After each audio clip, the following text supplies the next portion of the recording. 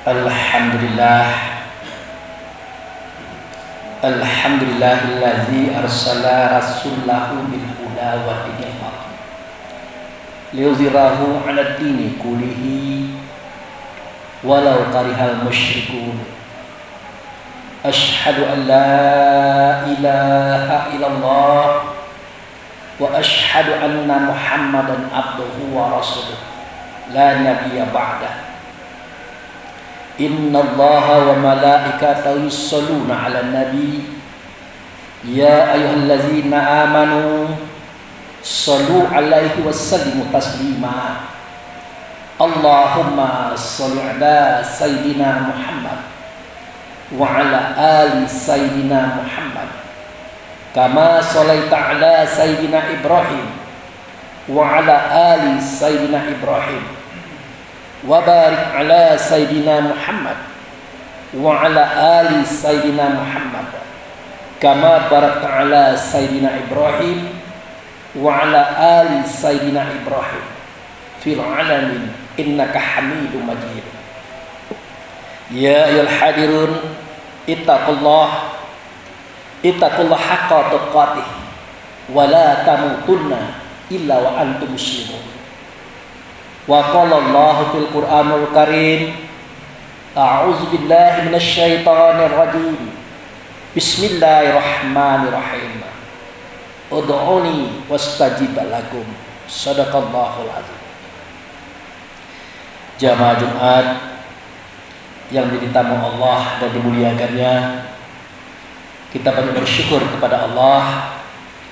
Dengan anugerahnya kita diberi kesehatan dan kekuatan, sehingga dengan itu kita dapat hadir dan datang di masjid yang kita cintai ini. Tak lain tak bukan tujuan kita adalah untuk mengabdikan diri kepada Allah dengan cara melaksanakan salat Jumat berjamaah. Kemudian kita dapat ikutan kita Nabi Muhammad Rasulullah sallallahu alaihi wasallam. Kita telah menyatakan salawat atas beliau.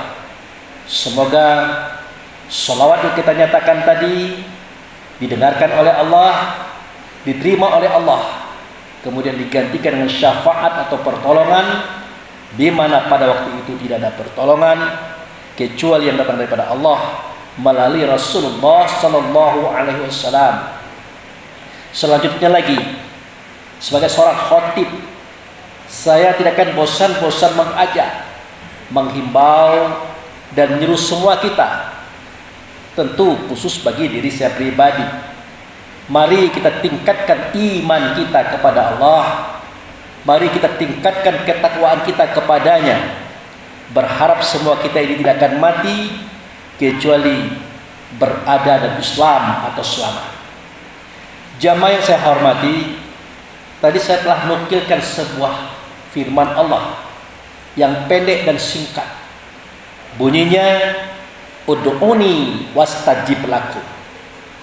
Kalau ahli bahasa, dalam bahasa kita artinya adalah berdoalah kamu kepadaku, niscaya aku perkenankan.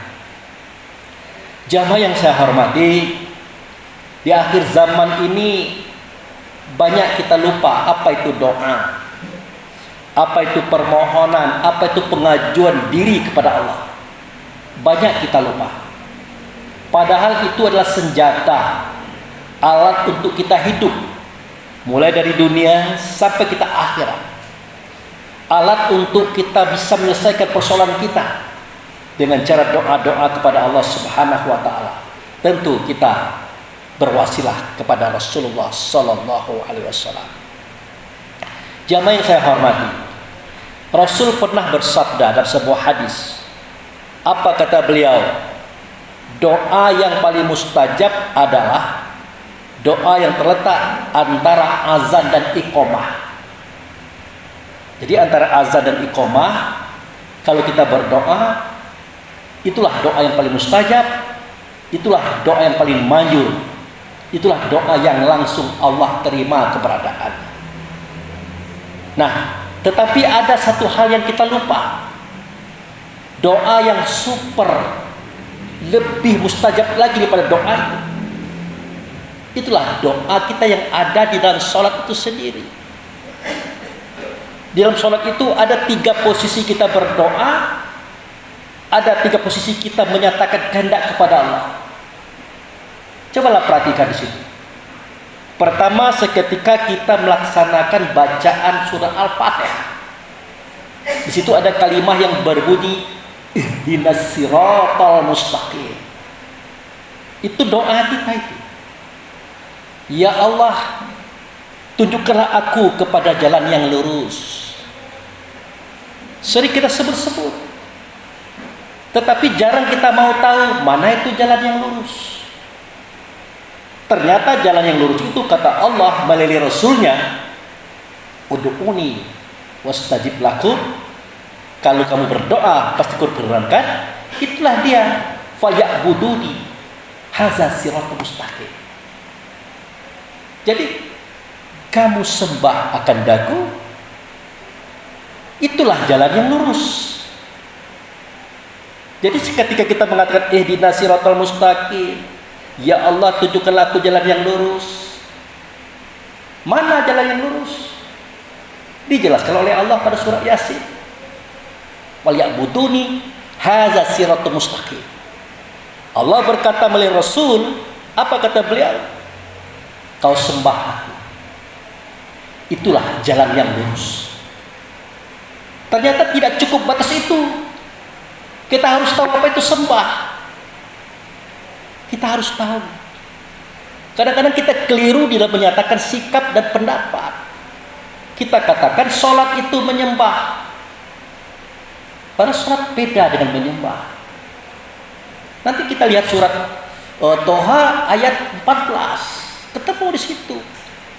Innani anallah la ilaha illa ana fa'budni wa aqimis shalah. Sesungguhnya aku ini adalah Allah, tidak ada Tuhan, akulah Dianya. Oleh karena itu sembah oleh kamu akan daku. Nah itu dia. Dan dirikan sholat. Artinya sembah dan sholat itu beda. Nah apa itu sembah? Disampaikan oleh Rasul, dibuka oleh Rasul keterangannya. Kata beliau, sembah itu artinya ada 6. Pertama, melaksanakan semua perintah Allah. Kalau memang kita ingin jalan yang lurus, sembahlah Allah. Pertama, melaksanakan semua perintah Allah. Yang kedua, menjauhi semua larangan Allah. Itu yang kedua. Yang ketiga, mencontoh perbuatan baik yang Allah berikan kepada kita melalui Rasulullah. Makanya beliau itu uswatun hasanah, contoh yang baik bagi kita.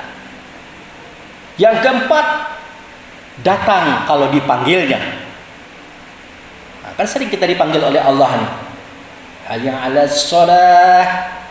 Wahai hambaku, kekasihku, kesayanganku, datanglah kepadaku. Untuk apa? Hayya 'alal falah, untuk kemenangan kamu. Bukan untuk kemenanganku, untuk kemenangan kamu. Ayat. Yang kelima, pergi kalau disuruhnya. Ada perintah Allah untuk kita melaksanakan tugas, laksanakan. Yang keenam, diam kalau tidak ada ilmu daripada Allah. Nah, di yang keenam ini kadang-kadang kita sering melanggar. Banyak kita bersuara, berkata, sebenarnya kita tidak ngerti yang kita suarakan itu apa, yang kita katakan itu apa. Maka dahulu pernah di sebuah pertemuan pelajaran tentang psikologi, saya minta kepada dosen, Anda adalah guru psikologi, selalu saja Anda mengatakan psikologi adalah membahas tentang gangguan jiwa, tentang sakit jiwa. Tapi Anda tidak pernah menjelaskan bagaimana bentuknya gangguan jiwa itu. Apa bentuknya orang sakit jiwa itu? Akibatnya tidak sedikit guru psikologi sebenarnya sewaktu dia mengajar itu dia sudah terkena gangguan jiwa, bahkan sakit jiwa. Mengajar marah-marah, mendendam kepada murid dan mahasiswa, kadang-kadang gunjing-menggunjing sesama dia, Kadang-kadang juga melakukan hal-hal yang tidak baik, padahal dia guru, padahal dia dosen misalnya. Itu contoh. Dia bisa berkata, mengatakan sesuatu, tidak ngerti apa yang dia katakan. Ini baru cerita dunia. Belum lagi cerita agama yang saya uraikan hari ini. Kita katakan, ihdinas siratal mustaqim. Apa terjemahannya? Tidak tahu Pak Ustaz. Nah, itu. Ternyata terjemahannya, tunjukilah kami kepada jalan yang lurus. Mana itu jalan yang lurus? Tidak tahu juga. Rupanya falyabuduni hadza siratul mustaqim. Kau sembah aku, itulah jalan yang lurus. Tidak berhenti di situ. Apa itu sembah? Itulah yang mana saya katakan tadi. Melaksanakan semua perintahnya, menjauhi semua larangannya, mencontoh semua perbuatannya, pergi kalau disuruhnya, datang kalau dipanggilnya, diam kalau tidak ada ilmu daripada dia. Itu menyembah.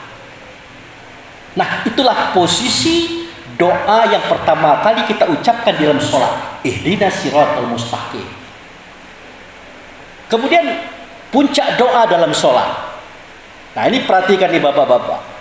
Puncak doa dalam sholat adalah seketika kita duduk di antara dua sujud. Silahkan perhatikan, siapapun imamnya. Biasanya seketika duduk di antara dua sujud, mestinya lama. Kenapa lama? Ada 8 permohonan di situ.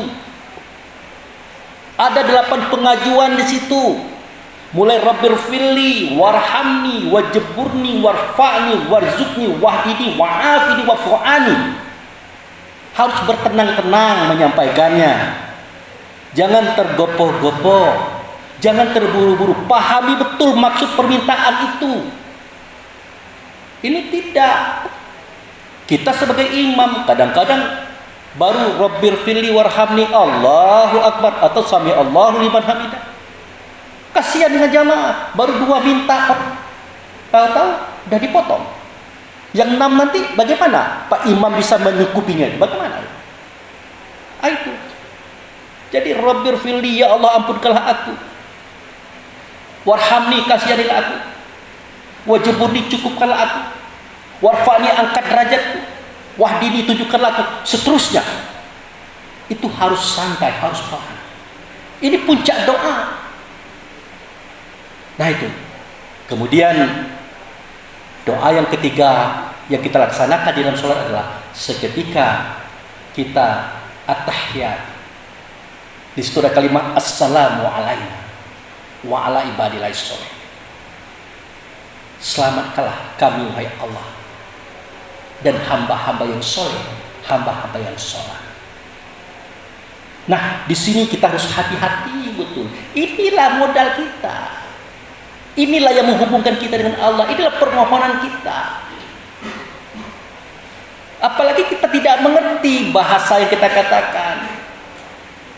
Dari Allahu Akbar sampai Assalamualaikum kita tidak mengerti. Padahal Allah sudah wanti-wanti. Ya ayyuhallazina amanu la taqrabus shalah wa antum sukara hatta ta'lamu ma ta'kulun. Hai orang beriman, kamu jangan mendekati sholat kalau kamu sedang mabuk. Kenapa orang mabuk dilarang sholat? Karena tidak bersih. Karena tidak jelas pemikirannya, jauh kesadarannya, jauh ingatannya. Ngomong pun lantur, tidak ngerti apa dia katakan. Ini kita tidak mabuk, tapi kita tidak ngerti dengan apa yang kita katakan itu. Kita tidak tahu terjemahannya apa. Makanya Allah Subhanahu wa taala melahirkan seekor makhluk yang bernama burung beo. Pasti kita semuanya tahu apa itu burung beo. Burung yang pandai berbicara, yang pembicaraannya meniru pembicaraan orang. Beo bodoh, nanti dia bilang beo bodoh juga. Pas kita tanyakan, hei beo, mengerti tidak kamu apa yang kamu katakan? Nanti dia jawab, hei beo, mengerti tidak kamu apa yang kamu katakan? Dia hanya mengikuti. Itu sebuah tamparan daripada Allah agar kita mengerti apa yang kita katakan. Begitu. Nah, jadi kata Allah, kamu jangan dekat sholat dulu lah. Kamu jangan berhubungan dengan akulah kalau kamu sedang mabuk. Sampai kapan? Hatta ta'lamu ma ta'kulun. Sampai kamu mengetahui, sampai kamu mengerti yang kamu ucapkan itu apa. Karena di dalam itu doa permohonan. Akhirnya kita sering berdoa kepada Allah tidak terkabul, kita ngomel. Percuma sholat, nasib tidak berubah juga. Miskin juga, tidak pernah macam-macam. Padahal Allah mengatakan, Rasul menyampaikan, kalau cerita kaya mengaya, itu bukan terletak pada harta benda, tetapi terletak pada kebahagiaan hati kita. Coba perhatikan doa kita seketika duduk di atas dua sujud. Ada kalimat yang berbunyi, wajburni, cukupkanlah aku ya Allah. Ada kalimat yang berbunyi, warzukni, berilah aku rezeki ya Allah. Lah kalau orang miskin, orang buntu, mungkin orientasinya adalah duit, harta. Tapi kalau Raja Arab Salman, pangkatnya adalah raja, hartanya banyak, uangnya banyak, ngomong wajburni apa maksudnya? Ngomong warzukni apa maksudnya? Minta uang? Tidak. Dia minta kebahagiaan. Seketika kita bahagia, itulah kekayaan. Untuk apa kita berpangkat tinggi, uang banyak, harta banyak, jabatan besar, teman banyak, tapi tidak pernah bahagia? Jangankan akan menyenangkan hati, harta tadi, pangkat tadi, menyusahkan malah. Tapi alangkah baiknya pangkat tinggi, harta banyak, uang banyak, kita bahagia, itu tujuan. Itu semestinya. Jamaah yang saya hormati, pada khutbah Jumat yang singkat ini saya sampaikan, mari kita merenung dan berpikir terhadap apa yang kita amalkan dalam kehidupan ini. Terutama masalah doa tadi. Itu adalah senjata mukmin. Doa itu adalah senjata mukmin, kata Rasulullah. Itulah satu-satu solusi yang kita pakai untuk mendekatkan diri kepada Allah, untuk mencapai semua maksud dan tujuan kita. Maka jangan kita bosan-bosan berdoa. Doa yang paling hebat, yang paling mustajab, itulah doa dalam sholat. Pertama, seketika kita mengatakan ihdinas siratal mustaqim, satu. Yang kedua, doa seketika duduk di antara dua sujud. Yang terakhir, assalamu alaina wa ala ibadillahis sholihin. Ya Allah, selamatkanlah aku dunia, selamatkanlah aku akhirat. Begitu juga orang yang sholat. Itulah doa yang perlu kita angkat di dalam sholat dan seterusnya. Barakallahu li wa lakum fil Qur'anil azim wa sya'iril mu'minin wal mu'minat wastaghfiruhu innahu huwal ghafurur rahim.